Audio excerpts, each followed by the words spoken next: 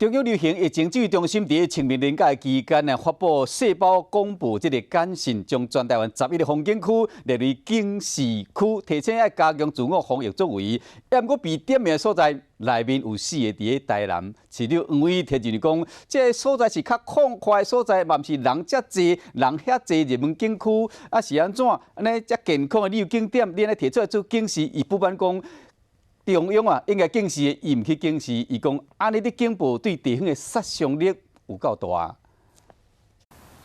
台南虎头埤风景区是在地人佚佗好所在，不过这次清明年假被国家级警报点名，提醒民众前往的时阵一定要特别注意社交距离。甚至这次点名名单当中，11个内面就4个是伫台南，咱讲拢是属于矿块高洼地区。市长韦德有无共看法？很多企业跟进说，凡是去过这些景点的人都要居家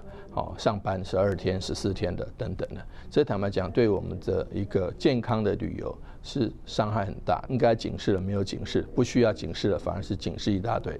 反正这种假警报或者这种错误的警报，坦白讲对地方是有杀伤力。另外，台南被点名这几个景点，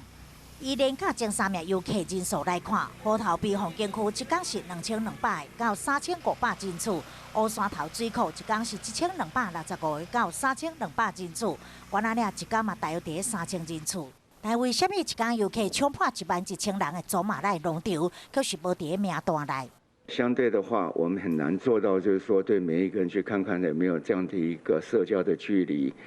所以在这样的一个比较紧急的情况，那我们当然是大范围的跟大家讲。这当讲透过这款的警示系统，互出去佚佗游客对其他的景点会当提高警戒。不过人多，客家低太太的标准伫倒位，风险的程度的标准伫倒位，嘛容易互一般民众无法度了解。